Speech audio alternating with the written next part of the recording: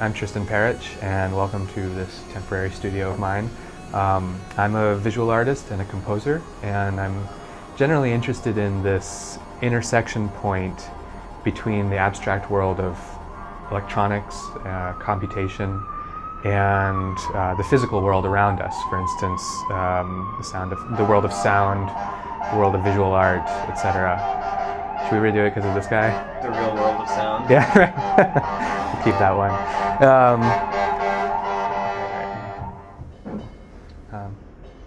So this is my current setup. It's a studio space that's just a temporary deal. I'm sorry about the drummer next door.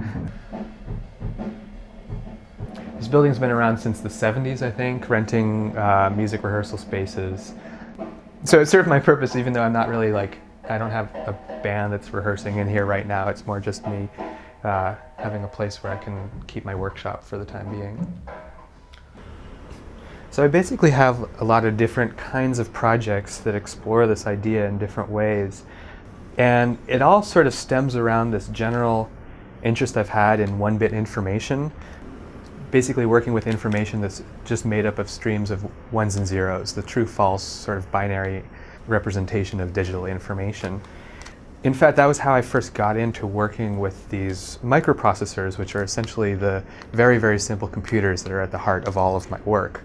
I was a sort of classically trained composer as a kid, mostly interested in writing for traditional instruments. But all that basically changed when I started working with these microprocessors, because suddenly computation became something more physical. Computation became thinking about routing electricity through a circuit. So this one-bit audio that I've been working with is essentially sound waves that are made up entirely of ones and zeros, the true-false, on-off binary information of computation. And what's been interesting to me is that it creates this connection between information, digital information, and a physical process. And so once I provide power to the circuit, the chips start running their software, and it measures one.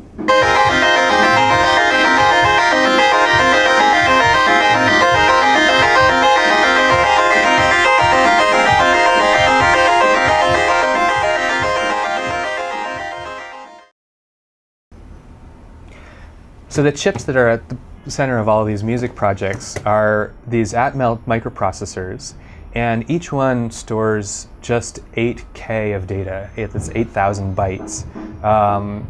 And that 8,000 bytes needs to hold not only the music that I've written, but also the software that I've programmed to synthesize that music into sound, so the sequencer and the synthesizer.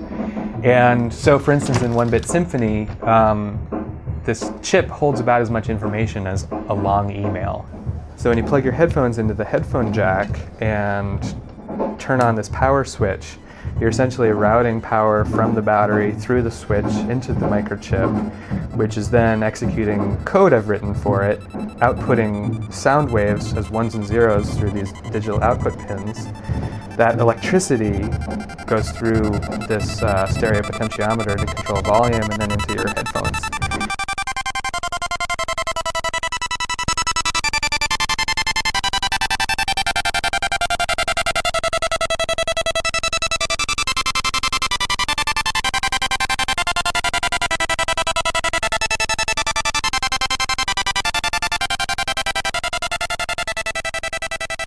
So the drawing machine essentially takes these processes that I've been working with in music and translates them into this visual domain. I was interested in this question of what drawing was, and for me, drawing essentially was just the exploration of a two-dimensional space with a one-dimensional line.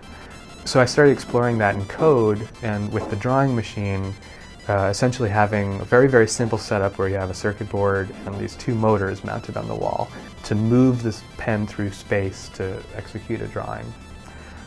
When that process is iterated over the course of a number of days, or sometimes my drawings last months, it slowly builds up this image that represents this pattern on top of itself, on top of itself. So All of these projects are essentially these open-ended questions, these open-ended explorations, and I feel always like I'm just getting started. Each time I change one parameter, it essentially opens up an entirely new body of work.